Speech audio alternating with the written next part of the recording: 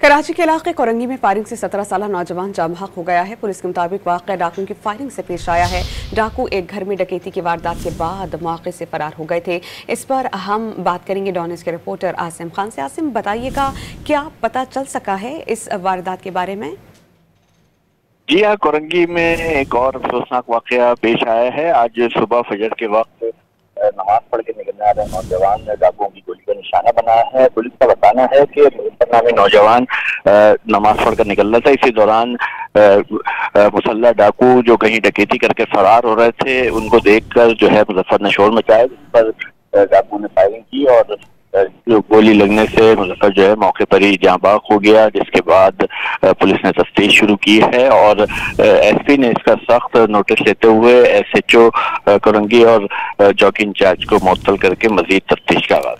बहुत शुक्रिया, आप हमें अपडेट कर रहे थे आसिम खान।